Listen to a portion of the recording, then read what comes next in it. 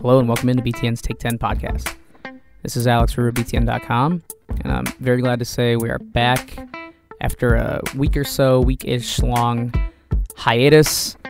I hate to take a break and leave all the loyal fans out there wondering where the podcast was last week, but I was out in Vegas for the Illinois UNLV basketball game 2 weekends ago, and I got back and didn't have a guest lined up, and it was kind of a slow week in the Big Ten world anyway, and so I just decided, you know what, I'll wait and put it off until we can put a good episode together and not be scrambling, and I know we'll be able to get a good guest for this week, which we did, and put together what I think is a very entertaining episode and discussion with our upcoming guests. So we are back, and I knew also I had to get a Christmas/holiday episode for everyone out there to listen to on their drives or travels home for the holidays, which should be getting underway toward the end of this week. And as I mentioned, we do have a very entertaining and relevant guest. It's a guy I've been meaning to get on the show for a long time now, and it's Spike Albrecht, the former Michigan Wolverine and Purdue Boilermaker point guard. And not only is he a great dude, fun guy to talk to, but he's kind of really every Big Ten fan's dreams come to life. He's the guy who went from no offers to getting a Big Ten offer from Michigan, and his breakout game came in the national championship game of all games his freshman year. So that's where he was introduced to the national stage. He won a Big Ten title at Michigan and another Big Ten championship as a transfer at Purdue. So, and he's he's not a big, imposing figure. He's about 5'10", 5'11", and was this guy playing against monsters, against giants that kind of the average fan can relate to. So, as you can imagine, Spike has a lot of phenomenal insight, no shortage of stories to tell, which we get into in the upcoming discussion. And we were planning on going 40 minutes or so, but we ended up chatting for over an hour, so that kind of gives you an idea of the depths of the discussion we got to, and it was certainly a lot of good stuff. So before we get to that discussion with Spike, just a few housekeeping things I needed to mention, a few reminders I wanted to get to. First, if you haven't already, please subscribe to the Take 10 podcast on iTunes, Google Play, Podbean, and please rate and leave a review for the show if you like it. And also, if you weren't aware, we've recently expanded our podcast network at BTN. Andy Katz, who is a titan in college basketball reporting, if you live under a rock, he is working for us this season, and he's also doing a weekly podcast for us as part of his reporting. So he's already put out a few awesome episodes, and the access and the interviews he's able to get are just all top-notch. And he's talked to current head coaches and players in the Big Ten mid-season and kind of getting week-by-week updates from really prominent guests, which, as you can imagine, not everyone is able to do. So a lot of awesome access and insight that he's able to pull out in pretty much real time. So search the Big Ten Basketball Podcast on our platforms. Be sure to check that podcast out as well as we continue to expand our presence here in this podcast space, this medium, and continue to put out a lot of good stuff. So one more reminder before we get to the interview, our coupon code is still active on the BTN.com online shop, where you can take 10% off your order on our online store with the code TAKE10. That's TAKE, all caps, the number 10, and you get that 10% discount on your BTN.com store order before you check out. So, if you're a super last-minute holiday shopper, it's not too late. You can still get a ton of good team apparel, gear, merchandise, what have you, on the store. So go and do that now with the coupon code TAKE10. So with all that behind us, let's get to our interview with former Michigan Wolverine and Purdue Boilermaker, two-time Big Ten champ, Spike Albrecht. I am very pleased to be joined by a former Big Ten basketball player. He's a very familiar name if you watched the conference in the last 5 or so years. He's a two-time Big Ten champion with two different teams. Played on Michigan from 2012 to 16 and Purdue during the 2016-17 season. It is Spike Albrecht. You can follow him on Twitter at Spike Albrecht. Spike, what's up, man? How's post-grad life been treating you? It's going good, man. It's going good. Can't complain. Thanks for having me. Yeah, for sure.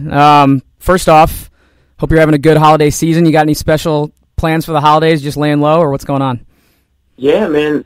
Laying low. This is this is my first time in like 6 or 7 years that I'm going to be able to spend some time with the family for the holidays. So I'm just back home in my hometown of Crown Point, and just excited to get some relaxing time with my family. Yeah, for sure. And like you said, 6 or 7 years you've been hooping, and it's always busy during the holidays, especially if you're playing basketball. And I want to get into your career at Michigan, at Purdue, and we'll get through all of the kind of iconic moments that people know you for, the national championship game at Michigan, transferring to Purdue after retiring at Michigan due to injury. We'll get into all that. But first I want to get into how you ended up in Michigan in the first place, because I'm always interested to hear about people's paths to, kind of that big stage. So how did you get recruited to Michigan? I know you weren't as highly recruited as a lot of your teammates that were there at the time. So walk me through that, how a kid from Crown Point, Indiana ended up at the University of Michigan. Yeah, definitely. My story, it's very unique and a lot different than most of the guys who play college basketball. Coming out of high school, my senior year, I didn't have a single Division I offer. Brown was looking at me, but I was actually out in Rhode Island was looking at me because my brother played there, but I was actually a point short on my ACT to get in. So I ended up going out to a prep school on the East Coast called Northfield Mount Herman. And being from Indiana, I didn't know anything about prep school. It's huge out on the East Coast, but I didn't know very much about it. But I figured if I wanted to play Division I basketball, that was going to be my only chance. So after my senior year at Crown Point, I went out to Gill, Massachusetts, to Northfield for a postgraduate year. And it was just a chance for me to get more exposure, play against some of the high-level players, I guess. When they were watching me in high school, I was doing well, I was having a good year, but they were like, oh, he's not playing against anyone. So I was like, well, what am I supposed to do? I'm just doing what I can against who I'm playing. And that's not my problem. So I went out there. Like I said, it was a chance for me to get more exposure. We played against some really good players. Mitch McGarry being one of them, who ended up being a future teammate of mine, who went to Rooster. But I went out there, and my team just had a lot of success. We were really, really good. Coach John Carroll was an awesome coach for me, and kind of just put the ball in my hands and let it ride. So we went out there. We had a ton of success. And then towards the end of our season, I still wasn't getting a ton of recognition. People look at me, and as Coach Beeline says, I don't really pass the eyeball test. So, it is what it is.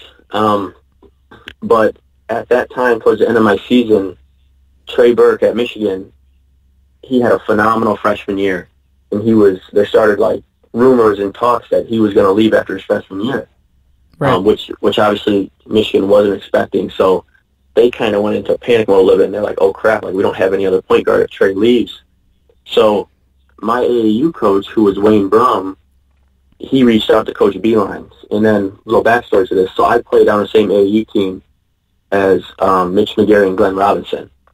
So us three actually used to room together on the road, which is kind of ironic. But then Wayne Brum reached out to Coach B and was like, hey, I got a guy. He doesn't look like much, but you should come out and check him out. And, if Trey does leave, he's not a bad option. So when I got the phone call from Michigan, actually my prep school coach was even thrown off. He was like, hey, Spike, Michigan's calling. And I was like, Michigan who? He was like, University of Michigan. So I was like, there's no way in hell Michigan's calling for me. But it was just super cool. Coach Beeline and actually Jeff Meyer at the time, who was the assistant, they came out and watched me, and I just happened to be playing my best basketball at the right time of the year. And then there was, like I said, the rumors about Trey, so they brought me in for a visit. Coach Beeline offered me on my visit, and actually just a great little one-liner that Coach B had to me on my visit, because I could tell, he was really hesitant because Trey was still undecided and uncertain, and he was really hesitant about, like, oh, man, am I really going to offer this kid a scholarship? And right before he offered me a scholarship, he goes, you're either going to get me fired or make me look like a junior. And I just started laughing. I was like, well, I hope I don't get you fired, but I'm coming to get out of you. So it was really cool. And obviously the rest from there, it's kind of history, as they say. Yeah, it's an awesome story.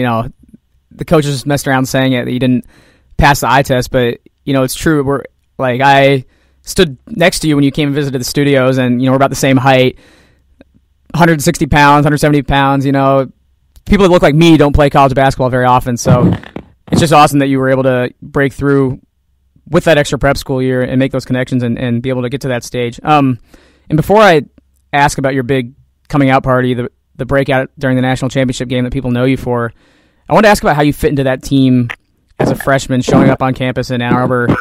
You look at that roster, and it's crazy top to bottom. I still think it's one of the best teams I've ever seen in the Big Ten. It's Glenn Robinson III, Trey Burke, like you mentioned. You mentioned McGarry, Tim Hardaway Jr., Karis LeVert, Nick Stauskas, all dudes who played in the NBA, and many still do. So how do you show up as a freshman on campus and go to practice and compete against those guys that are budding NBA talents? I think, because that's definitely something that was going through my mind too, as I showed up on campus.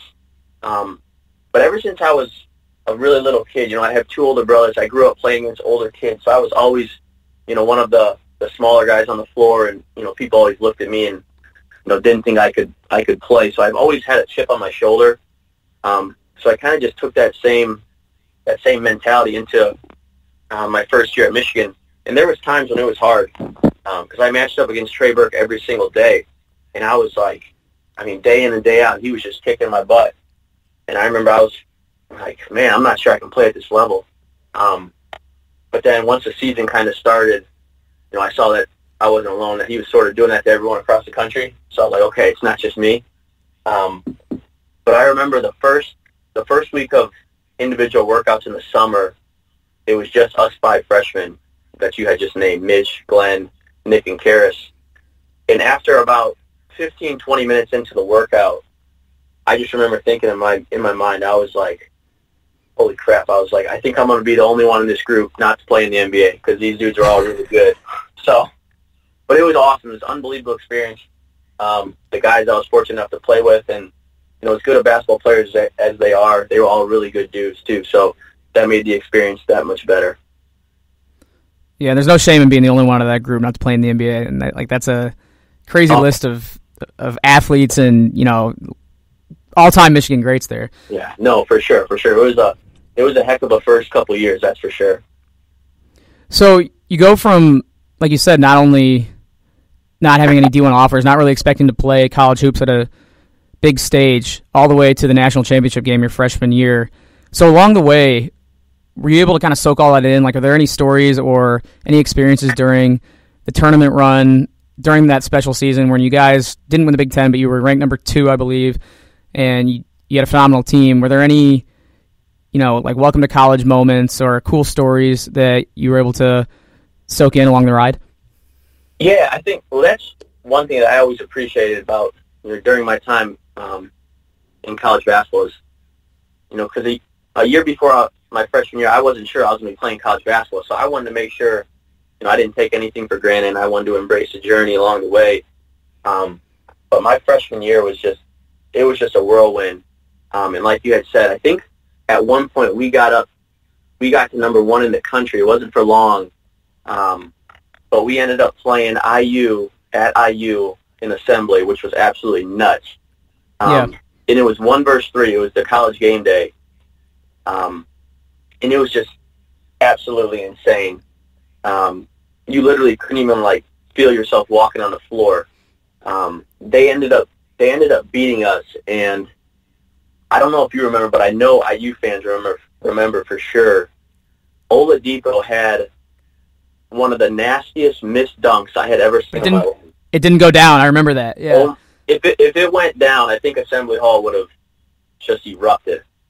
Or the roof would have fallen off like that. Yeah. Like that one time. Yeah, seriously. I remember we looked down at the bench and we all looked at each other and we were like, "Oh my god!" But it was just like you said, it was an unbelievable ride. But the coolest part for me along the way that entire freshman year was just the different places we got to experience, the arenas we got to play in. I know the preseason NIT was at MSG, so here I am, 19 years old, playing in the Garden, and I know I had, obviously winning was first on on my list. We had 2 games, but we got a little lead. And all I remember thinking was, like, I got to get a bucket in the Garden. I was like, anytime I get a chance, I'm letting it fly. And I was fortunate enough I got open. I was able to hit a shot. But just all that type of stuff is, things that I'll never forget and I'll cherish forever. The people I met along the way, the places and the experiences we were given. That's such good. Yeah, that's all awesome. And I remember, I think we're around the same age, so I think that was my freshman year of college, and just watching the Big Ten that year with all the teams and all the talent. Like, you and Indiana were, elite, best of the best that year. And then you had, like, Minnesota and Ohio State and Illinois, even teams that aren't usually ranked that were in the top 15, top 20. And it was just, like an incredible season to follow. And, I had a lot of fun following from afar, and I do remember that Oladipo missed dunk, watching that and being like, oh, my God, if he got that down, insane. It'd have been insane. So, like what you were just saying, talking about the Big Ten then versus now, think about this. Everybody, you're talking about my freshman year, and we went to a national championship, and at one point we were number 1 in the country. But what people don't remember, we finished 5th in the Big Ten that year. Right. So think about that. How crazy is that? I mean, we were a 4 seed in the NCAA tournament, made it to the national championship game, but we finished 5th in our own conference. That just puts in perspective how good the Big Ten was that year. Yeah, it was a lot of fun. So we got to talk a little bit in depth about your performance in the national championship. That's what you have been known for, and that's where you put your name on the map. So in that game, you had 17 points, hit 4 3-pointers, and really sparked Michigan and kept that game close. So when did you realize in that moment that you were doing something really special? And did you feel like pregame, like that shooters have that feel, that like when you're warming up, like, all right, I got it tonight. Did you have that feeling? And then when did you realize mid-game or at any point that, okay, this is big-time stuff that I'm doing here? Yeah. Well, my shot had felt really good the whole tournament, because up to that point I hadn't missed a shot. Not that I had made many, because I didn't shoot much. But I just remember my shot was feeling really, really good. But honestly, going into the game, and then even the first few minutes of the game, I wasn't sure how much I was going to play, because I was a role player. Obviously, we had Trey Burke, who was the National Player of the Year, and Trey started off that game kind of nasty. He had our first 7 points. You could just tell he had that look in his eye. So I remember looking down at one of my teammates, Matt Bogridge at the time, and I was like, hey, I don't know if I'm going to play tonight. I was like, Trey's kind of feeling it. And then sure enough, he picks up his first foul. And I remember Matt kind of tapped me. He was like, hey, be ready. Next thing I know, Coach B calls my number. And I just wanted to go out there and be aggressive, be confident, because I knew they had some really good guards, and they had the full court pressure. So I just wanted to make sure if I was making any mistakes, they were going to be aggressive. But I was able to get out there. I think it might have been Staus, because someone found me, made me, I was open to hit me with a pass. And once I see my first shot go down, you kind of block everything out and all the noise and all the people. So that kind of helped calm my nerves. And then Trey ended up coming back in. But it wasn't until he got his second foul that I really was starting to notice that, I was doing more than I usually do, and that, I had to, just because I knew Trey wasn't coming back in, just because that was kind of Coach Beeline's rule. So, that whole first half, anytime I got a chance, look at the rim, I was letting it fly, just because I felt really good. Just in the zone is, it's cliche, but that's kind of how I was feeling. But honestly, when you're out there playing, you don't even think of it. You just try to go out there and do what you can to help your team win. But I remember after the game is when it all started to sink in, and even my teammates were looking at me like, yo, what the heck just happened? But it was an unbelievable game. It was such a tough outcome for us. But I went from the highest high to the lowest low in a matter of, 40 minutes. But it was an unbelievable experience for me, for our team, and, for my family, our fans, everything. So it was something that, obviously, like you said, I'm kind of known for and will stick with me forever. Yeah, I just remember watching that game in my dorm room, and social media was just blowing up because you were lighting it up. And it was fun to see, someone that like obviously I didn't know your story at the time, but you could tell it wasn't expected to contribute at the level you did. So that was cool to see, and especially for, you know, the stage you were on, awesome to take in. And like you said, Louisville ended up winning a phenomenal game, and you're kind of left with the highest of highs and the lowest of lows. So I want to get into your immediate reaction and your mindset sitting in the locker room, you know, on the bus back to the hotel, going home. What's it like having the biggest loss of your career mirror and parallel the biggest success or achievement of your life until that point? It was tough, man. It was difficult. Just because it was Monday night. I mean, we made it all the way to the end. And that was the thing. The farther we went in the tournament, obviously the better it was for us, but then it just makes it that much more difficult, you know, after a loss. But it was actually still a really cool atmosphere after the end. Obviously, everyone was all upset.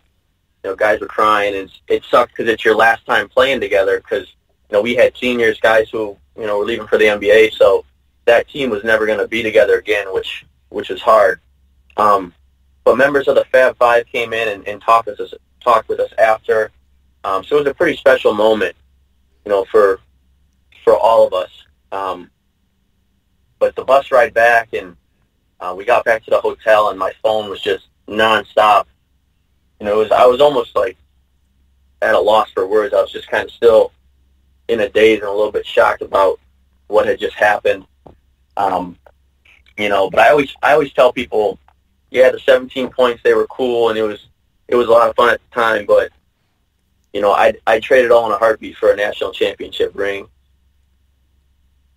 Yeah, no doubt. And I think I mentioned the social media buzz that was going on during that game, and I think I remember, like, looking at your profile and seeing the followers just go up mid-game. So I'm sure your Twitter account was blowing up, your phone, obviously, your texts. And what also you were known for after the game was shooting your shot at Kate Upton.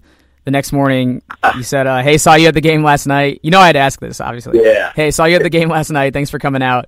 Hope to see you again, with the winky emoji. So, you know, you're obviously still riding a high a little bit there. You saw your opportunity and shot your shot, as shooters do. So take me through the decision-making process there to send that tweet.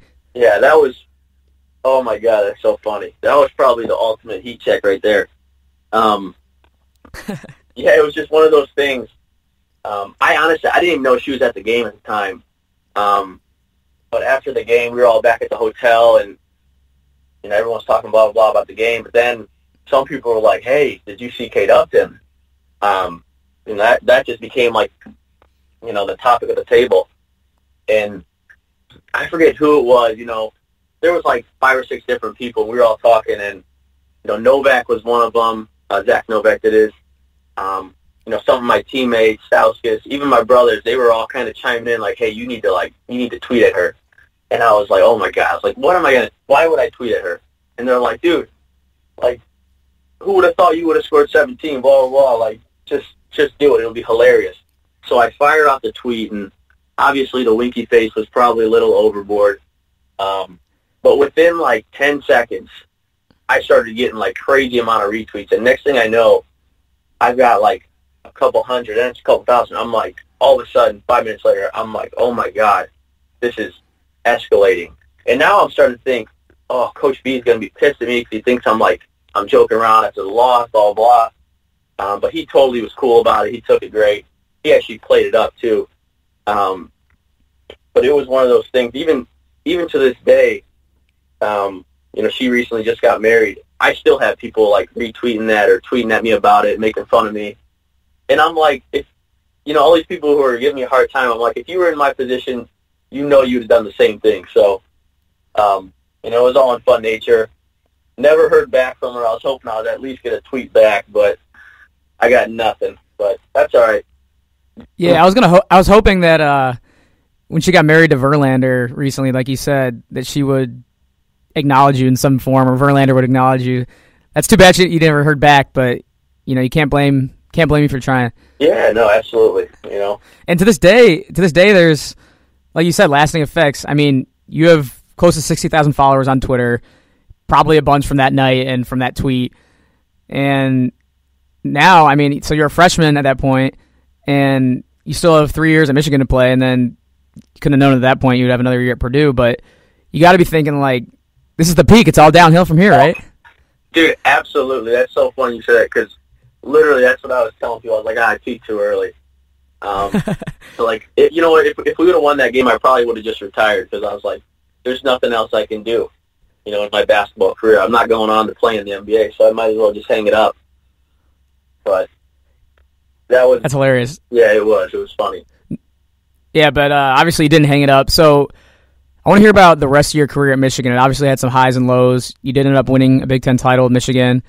Had a rough year team-wise when there were a lot of injuries and you guys missed the tournament altogether. And then, of course, your senior year, your decision to retire because of an ongoing hip condition.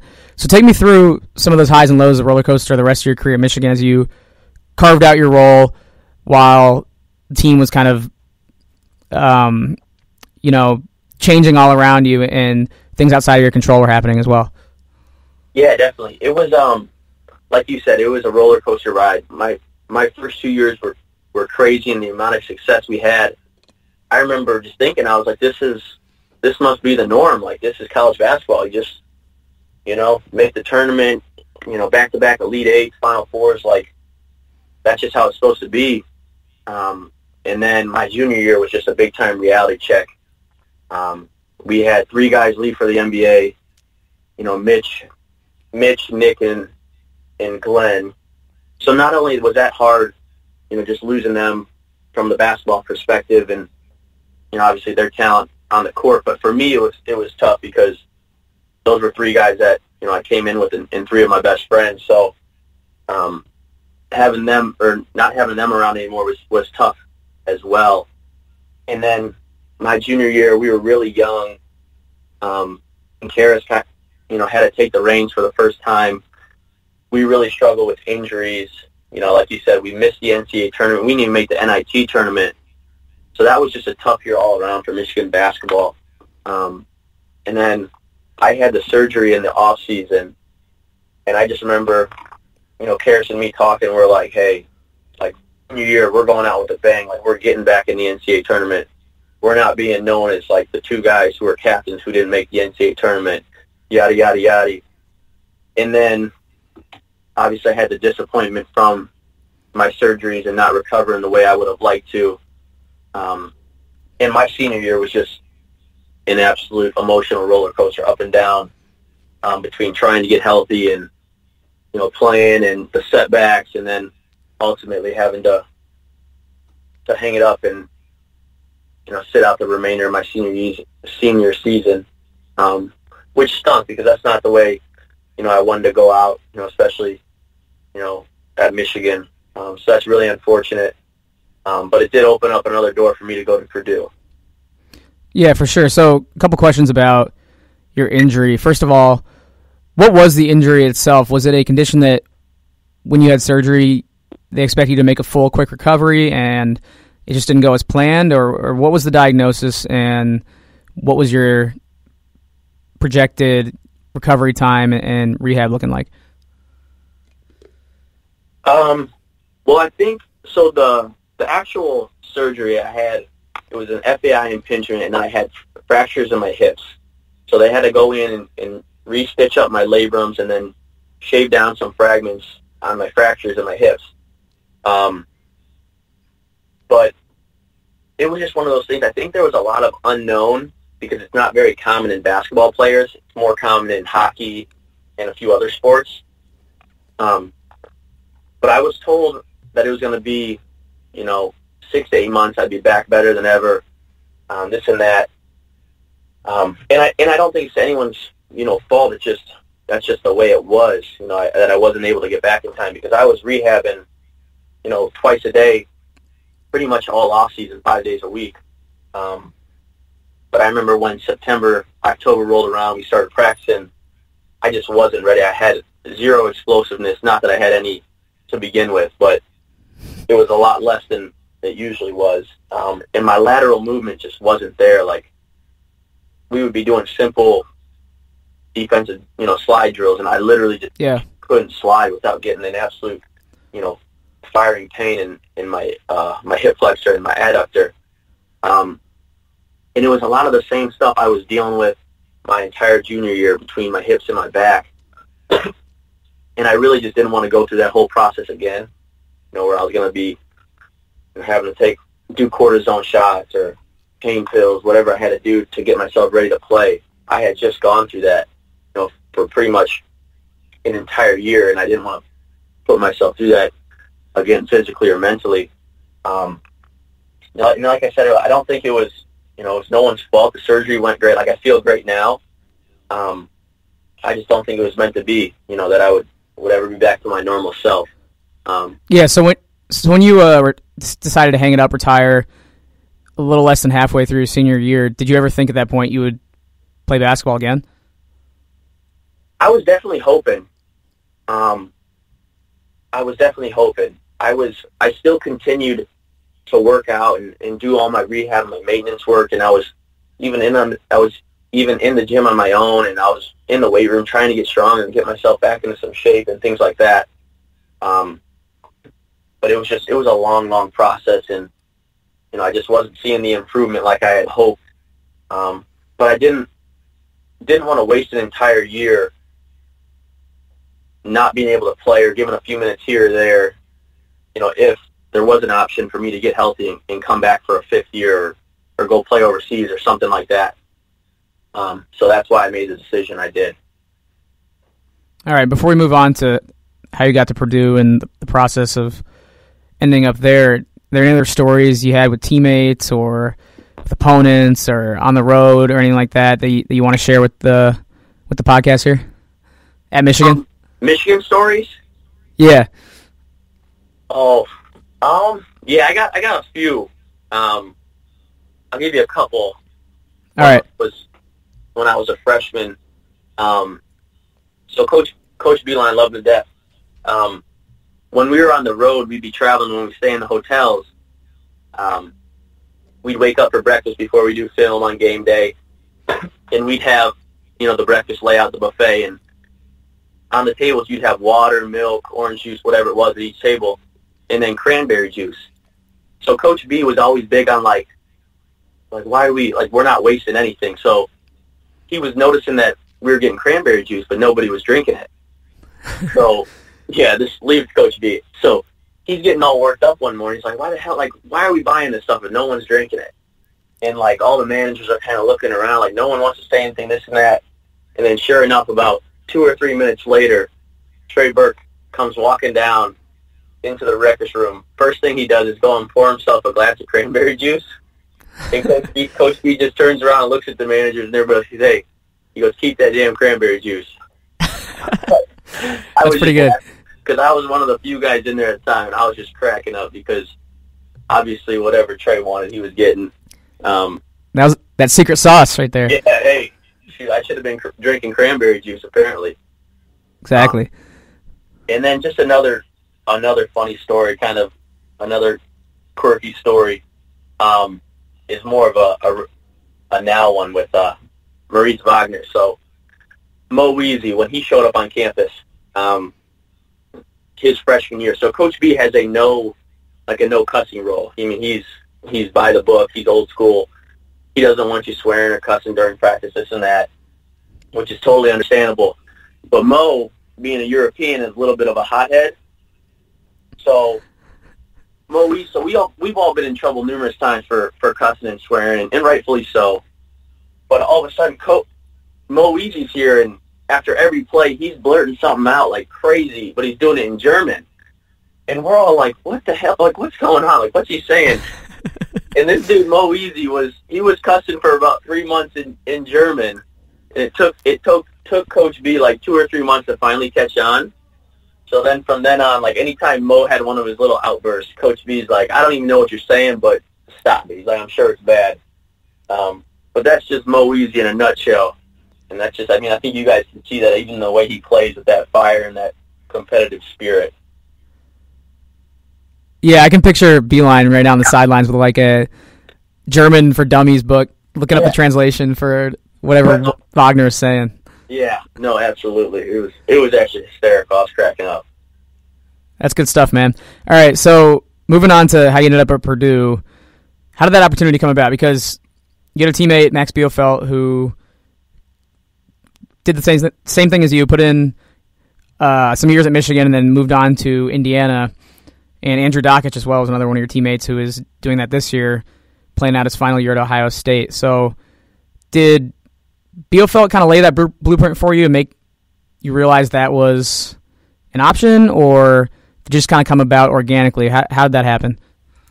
Yeah, I would say it more so came about organically. I didn't have, like, in my mind, when I asked for my release, I didn't have anything in mind where I was like, yeah, I want to go to the Big Ten or blah, blah, blah.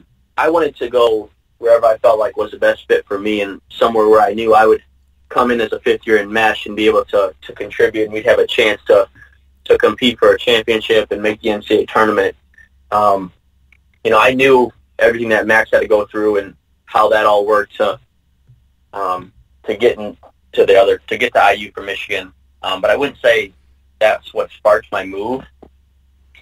Purdue was one of the first schools to reach out to me once I asked for my release and like all that stuff was granted.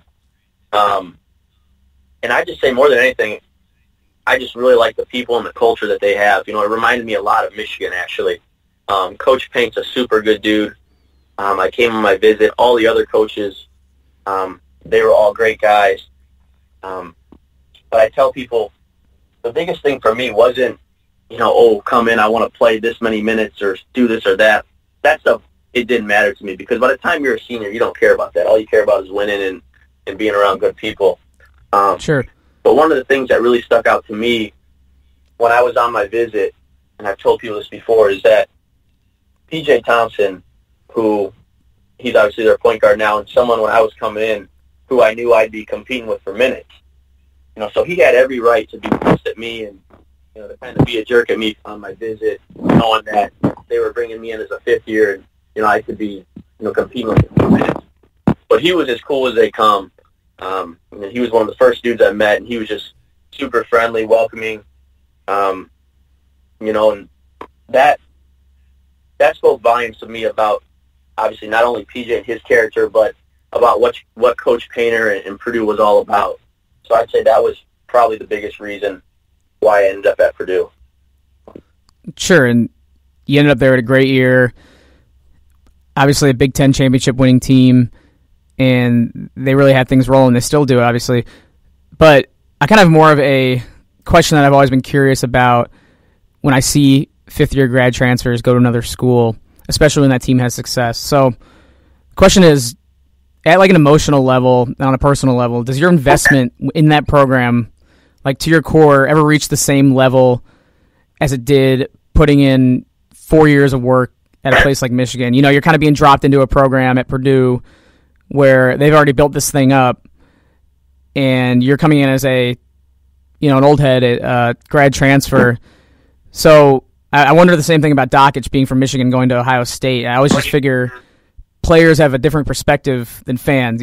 Fans are invested from day one, and players just don't think the same way. But what is that emotional investment like as opposed to being dropped in a program as opposed to helping it kind of grow year after year? Yeah.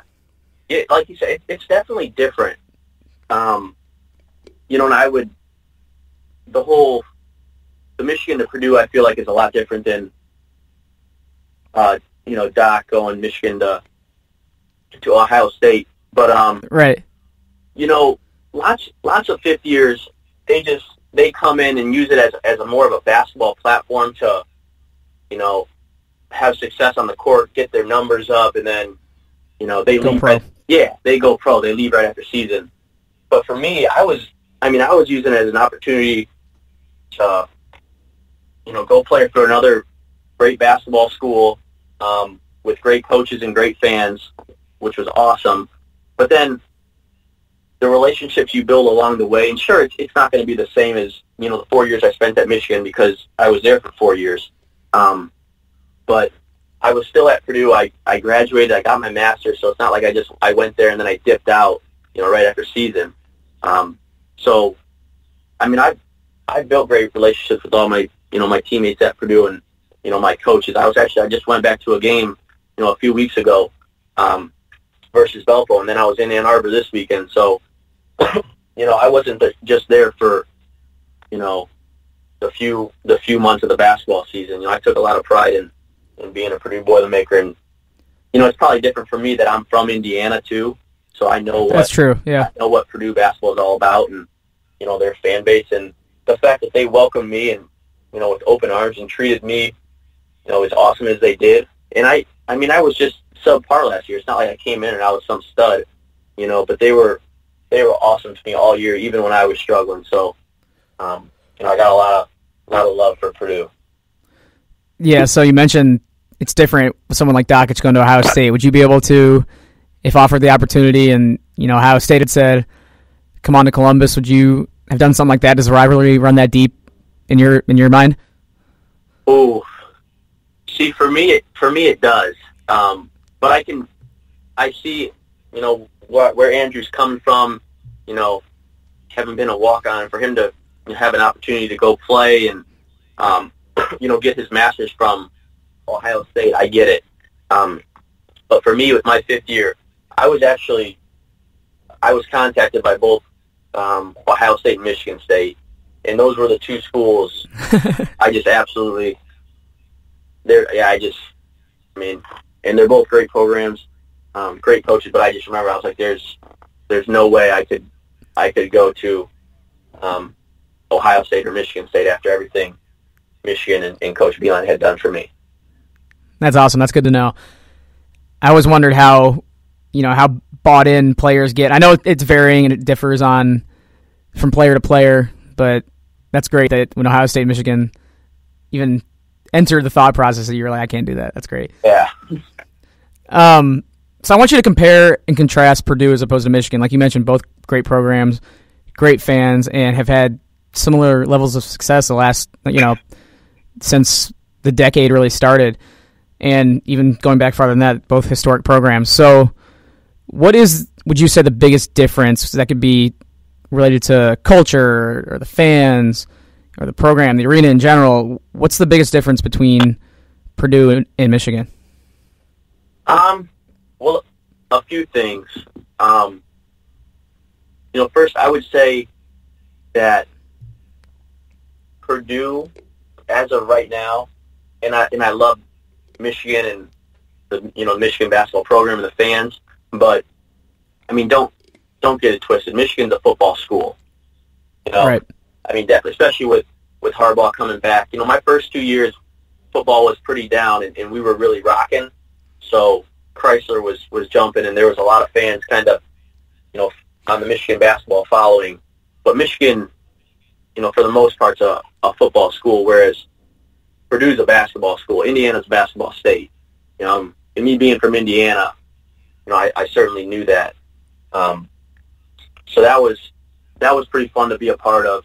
In terms of the other difference, I'd say would be in terms of style of play.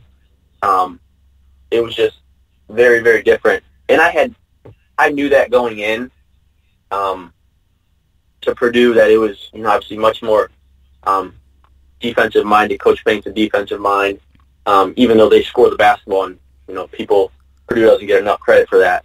But it's just a very different style. Coach Beilein's a lot of ball screen, continuous ball screen motion offense, where Purdue's more just motion, pass and cut, things like that.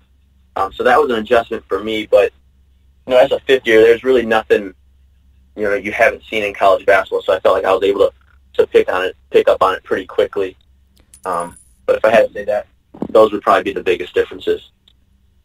Yeah, I'm glad you mentioned the football school aspect, because one story Zach Novak told me, I think last year, was when he was playing at Michigan, or he was on his visit, I think even, or he was maybe a freshman on the Michigan team, and he was at some sort of party, and he told everyone there that he was Denard Robinson, the football recruit, and that's what got him the notoriety, or the recognition, I should say. And nobody even recognized him as a basketball player, but they were like, "Oh, Denard Robinson, the football recruit's here," and they started taking pictures and posting on social media, and he just totally punked everybody. I thought that was hilarious. No, definitely. And sorry to kind of sidetrack here, but when I went on my visit at Michigan, I was with Timmy Hardaway was my host, and he took me to a J. Cole concert. We got to go backstage and like meet J. Cole, but I remember I saw Denard Robinson over there, and I'm an 18-year-old kid from small town in Indiana. I saw Denard, and I was like starstruck. And Timmy was like hitting me, and he was like, "Hey, like, yo, be cool, be cool." And I was like, dude, that's Shoelace, man. Like, I don't care about J. Cole. I want to go meet Shoelace. But that just kind of puts things in perspective. But I feel like Coach Beeline and like the Zach Novaks and Tim Hardaways, and then even my class, we really helped kind of bring basketball back on the map at the University of Michigan, which is pretty cool to be a part of. Yeah, before we get back to Purdue, I wanted to get one more question that I forgot to get to a few minutes ago, and it's about how Coach Beeline seems to be really good at identifying guys like you and Karis LeVert and other fringe players that really were able to turn themselves into important contributors that were otherwise probably overlooked. So what do you think that is about his philosophy and his basketball mind and coaching style that is able to bring that out of players? Yeah, I think he is. He's one of the best in the business at it. And I think first and foremost with Coach Beeline, Michigan basketball is all about the culture. So he's not going to sacrifice character for talent. He's not looking for guys who are going to necessarily be one and dones. He wants guys who want to be a part of the Michigan basketball program, the Michigan brand, going to come in there, get their degrees. And then the other thing is he's huge on skill development. So he'll take guys who are, 2 stars, 3 stars. I think I was a half a star. I don't even know what I was. But then it's his job, and he takes a lot of pride in building you up. And that's why you've seen the guys like, the Tim Hardaways, the Nick Stausises, the Karis LeVerts. Abdul Rahman's another guy that I've been impressed with. Absolutely. I mean, the guys now who've made such tremendous strides, during their time at Michigan. And, that's just him fully invested in his team and in his guys. All right, so getting back to Purdue, obviously you guys had it rocking at Chrysler Arena during your time at Michigan, but one thing I've noticed these last couple seasons is that Purdue's been in a lot of big games, and whenever the national media kind of swoops through there, they always are sure to tweet and point out that the atmosphere at Mackey Arena is just on a different level than almost everywhere else in college basketball. So you, having been through the Big Ten multiple times, played in the craziest arenas, and played a full season as having Mackey Arena be your home arena, how does it stack up compared to some of the other, loud and intimidating venues in college basketball in the Big Ten? I think Mackey's right up there, certainly in the Big Ten and probably anywhere in the country. I was never able to go play in Rupp Arena or some of those, but I did play in Cameron and some other really well-known arenas. But Mackey's as good as it gets, and even during, I even tell this, when I was at Michigan and they were really struggling, we'd still come to Mackey and they were like, second to last in the Big Ten. It was still jumping and it was crazy, the atmosphere. And then last year, every game, I felt like no matter who we were playing, whether it was top team in the Big Ten, worst team in the Big Ten, non-conference, no matter what it was, I always felt like the atmosphere was electric. And that's definitely a home court advantage, It gets everybody's juices flowing. It makes it a lot of fun as a player. And to kind of cap it all off, you got to close out your career at Mackey, beating Indiana, and I'm sure you don't have much. You're from Indiana, but you probably don't have much love lost for them. I mean, they, like you said, ruined your title hopes your freshman year, and were stood in the way, I guess you could say, of the title last year. Even though they didn't have a great year, they were that final hurdle. So what was it like beating Purdue's most hated rival on your senior night to clinch that Big Ten championship, which is really like a once in a generation, once in a lifetime opportunity for fans too? No, definitely. I mean, the stars just aligned. It was crazy how all that happened, and we were able to win it outright there at home on senior night. It was incredible. And although I wasn't a part of that rivalry, for more than 1 year, even during my time at Michigan, IU was up there as one of our big rivals, aside from Michigan and Ohio State, Michigan State and Ohio State, excuse me. But you could just feel it when I was at Purdue. It was like IU week, and you legit had, hundreds of former players and alumni texting you. And, I was there for 1 year, but I remember, all these former Purdue greats and the Robbie Hummels and the Etwans and Brian Cardinal, all these guys, like, texting you and just telling you, like, hey, this isn't just a game. So to be able to be a part of that just for one short year it was special. And then to beat them at home on senior night, you couldn't write it up any better than that. And compare that kind of to Michigan, Ohio State weekend football when you were there? Yes, very, very similar. So last question, and I'll kind of put you in a tough spot on the spot here. If they were to face off on the court, today at their peaks, which team would win? The Big Ten champion Purdue team from last year, or your best team you played on in Michigan, whether that be the national runner-up team or the Big Ten championship team the next year? Oh, you're going to get some former teammates mad at me for sure. But honestly, I'd have to go with my team freshman year at Michigan. We were just take nothing away from what we did last year at Purdue and this and that, but the talent on that Michigan team my freshman year was crazy. We had, I think you had 5 or 6 first-round draft picks. It was crazy. So if I had to choose one, I would be leaning towards my freshman year team at Michigan. Yeah, it's hard to argue with that with all the talent, like you said, that team had. Before we move on to a little bit of current Big Ten hoops talk, just want to give you a chance to share any stories that you had during your time at Purdue, because obviously you had a lot to draw from at Michigan, but was there anything that stood out to you during your 1 year in West Lafayette that you look back on to this day and smile at?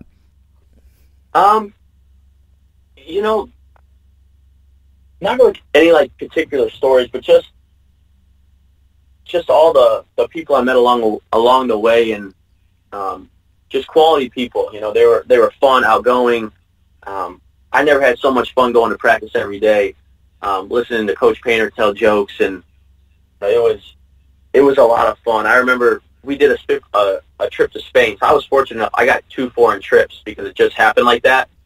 So I went to Italy with Michigan, but then we went to Spain last summer with Purdue. And this just kind of shows you how cool, the Purdue coaches and staff are. We're getting ready to play a game either the night of or the next day, and it's 1 or 2 p.m. and they're hanging out by the pool, all the coaches with their wives and stuff, and they were doing chicken fights in the middle of the pool. And it was hysterical. I remember our old he's not there anymore, he just left. He was the former equipment guy. His name's Mookie. That's his nickname. Michael Mays, Mookie. He was like, no one could beat Mookie and his partner. And we were just sitting there, all the guys were outside by the pool, just hanging out, watching them, just cracking up. So, there's nothing really that comes to mind other than that right now. That's, but it's just, that's kind of Purdue in a nutshell, and the fun that they have, and the type of people that you're dealing with. So it was a great year, and I'm incredibly thankful that I was able to spend it, my last year of college basketball at Purdue. Man, 2 foreign trips, 2 Big Ten titles, national championship appearance. You know how spoiled you were? Oh, dude, trust me. I'd go back in a heartbeat. I was so spoiled. All right, and before we get to the current Big Ten hoops talk, I did want to ask you, because your sister plays for IPFW, Fort Wayne, yep. And you mentioned you were just in Ann Arbor recently, right, for that game? Yeah, yep. So who are you rooting for? Oh, come on, it's my little sister. I gotta. That's what I thought. I gotta root for my sister. Although, it was a tough game. They took a little bit of a beating. Michigan's girls team's really good this year, but I was definitely there rooting on my baby sister. Family first, and as a grandfathered in Fort Wayne fan now, you definitely had to enjoy their win over Indiana on Monday, right? Yeah, I know my little sister was texting me. She was all pumped about it. But dang, they looked good again. That was a good win for them. And that IU team, I just can't figure them out. They're a Michigan. They're just young. I think like a new coach. They're definitely talented. Yeah. But when you're you got a new coach, you're just prone, I think, to laying some eggs like they did. So definitely. Although I did not expect them to get housed, blown out like that. So especially at home, it's like that just happened. Coming off a big win, yeah, crazy. All right, Sure. so moving on to the current state of the Big Ten, we'll wrap up with a couple questions here. So obviously, we talked about how strong the Big Ten was, especially during your underclassmen days at Michigan, as opposed to now when the Big Ten has struggled on big stages against the ACC and to the Big East to a certain degree, even though they did have a nice weekend this past weekend with the Crossroads Classic and some other big wins. But you were asked, I believe it was when you stopped by our studios a month or two ago, asked by Mike Hall, and I overheard this, why you think a Big Ten team hasn't won the national title since 2000. And do you remember the crux of what you said there? Because I thought it was a really good answer. Do you remember what answer you gave? Yeah, I'm trying to think. I think it was something along the lines of how, don't get me wrong, the Big Ten's really, really good conference. Especially in their coaches are great and planning and preparing and things like that and drawing up a game plan and executing it. But once you get into the NCAA tournament, it's almost like all bets are off, You got to have players who can just go out there and make plays and get you buckets. And that's when, the elite level athletes and the elite talent kind of rise to the top, I'm sorry. And that's kind of what I think you've seen over the years, especially the Big Ten. We don't get tons of top players. One and dones. Yeah, one and dones or, the 5 stars. Those guys, they're going to Kansas and Kentucky or, Duke. Like Duke. Yeah, this dude from Oklahoma who's nasty. They're going 1 year where they can go and Michael Porter, hometown, things like that. Whereas I feel like a lot of the Big Ten schools are looking for guys who, obviously you need talent, guys who can help you win, but they're looking for guys who fit their scheme and their system and, they're coachable, things like that. But we've been close time and time again. Just we haven't been able to break through it, it feels like, in a long time. Yeah, no, I think you're right on the money there, and I'm glad I remembered that correctly, or mostly correctly, because like you said, the Big Ten hasn't had a problem making the title game. They've got there numerous times in the last couple of decades, but I think a lot of it is a fluke that they haven't won at least one or two since then. Just a lot of those games have been toss-ups, been 50-50 games that just went the way of the non-Big Ten team. But I think there is something to be said that when they get there, they're usually facing a team that is stacked with lottery picks, whether it be a Duke, a North Carolina, a Louisville, Kentucky. And a lot of times there isn't quite as much NBA talent on the Big Ten side. And I think that's kind of what's hurting them right now. I think after guys like you had on your team, like Robinson and Hardaway and Evan Turner and a lot of the talent that was top, lottery pick, top 10 type guys, a lot of those guys have kind of filtered out now. And so I think we're kind of in sort of a down period. But I will say, and I want to know if you agree with this, that now, as opposed to, the last 5 to 10 years, I think top to bottom now, there are better coaches in the league, top to bottom in the conference, and the league is better positioned to get better and be more complete as the years go on here, because we saw it this past weekend. You see Rutgers and Indiana, who was figured to finish near the bottom, breaking through, and you see what Chris Holtman's doing at Ohio State in his first year. You have Brad Underwood at Illinois, who's done a great job everywhere he's been. And just top to bottom, I think there won't be those bottom feeders. And I do think the talent will normalize, and I think they'll start getting more lottery pick type talent than they even have right now. So I just want to get your thoughts real quick on if you think that's accurate and if you think this is, kind of a unusual down period for the conference. No, absolutely. I 100% agree. I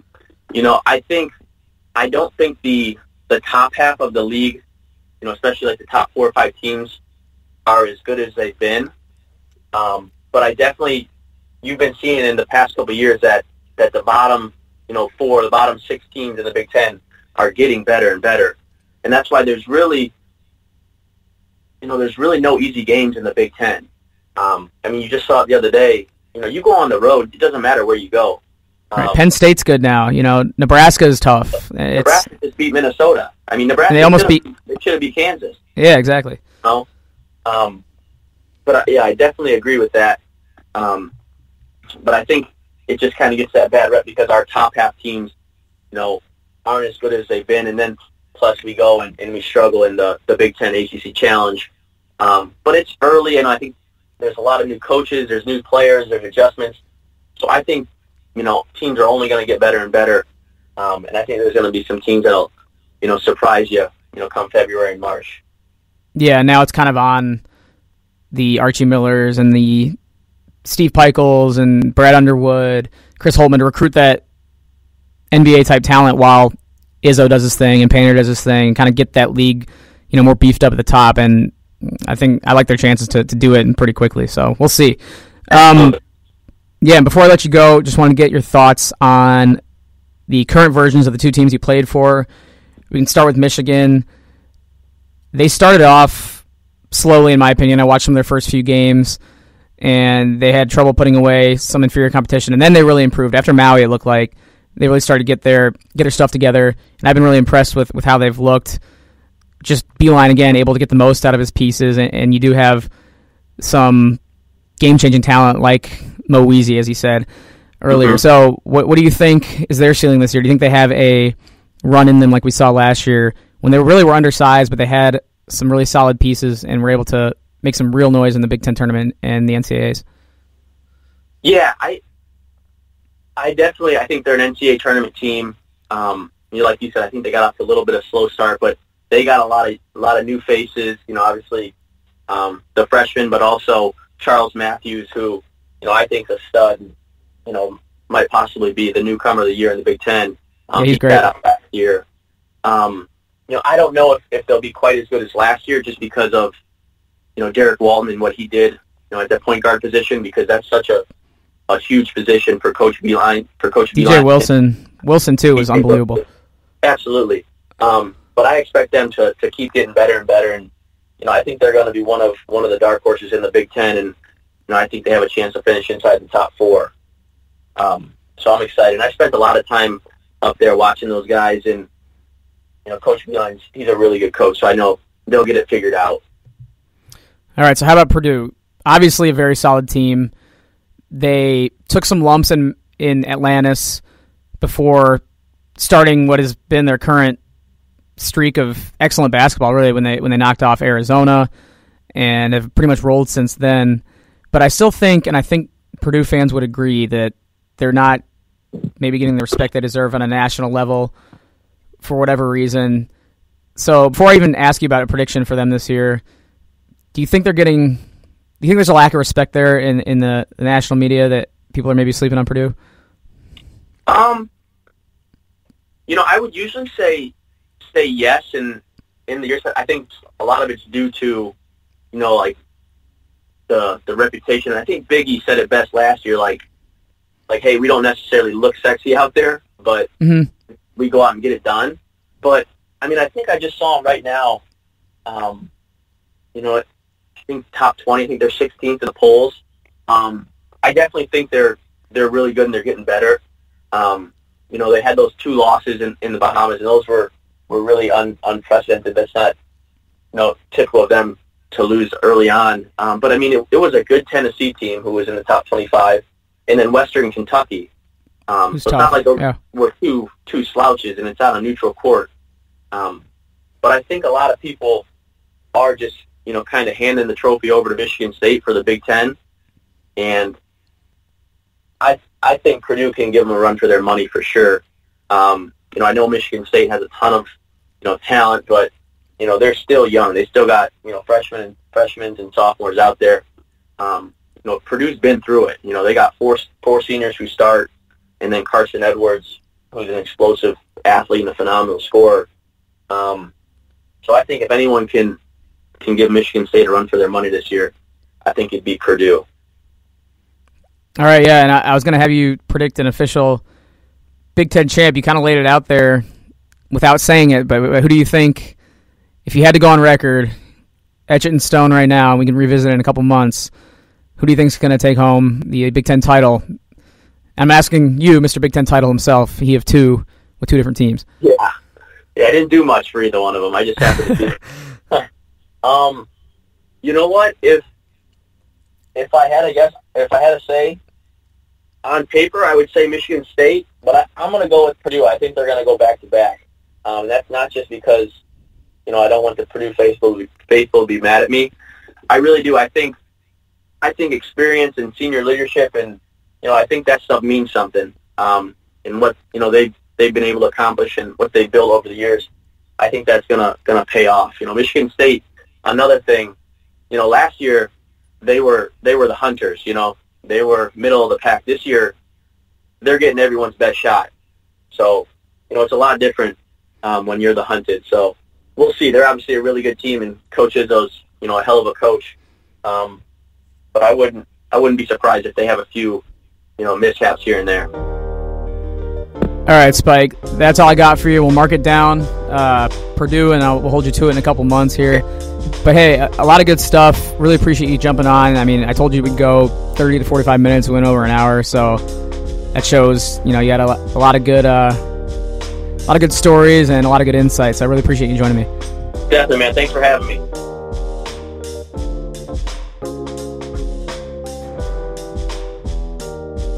All right, thanks a lot, Spike, again for joining us. I hope you enjoyed that discussion as much as I did. I mentioned at the top of the show, he's really kind of the poster boy for all of us who were never good enough to make it to that level, but you see someone out there kind of looks like you or is undersized and maybe didn't have the pedigree coming out of high school that was able to grind and claw their way to that level. And I was a bum compared to him in high school, but and he obviously put on at a level that I couldn't even dream of, but it's still cool to have someone your age that kind of lived that dream, be able to talk to them.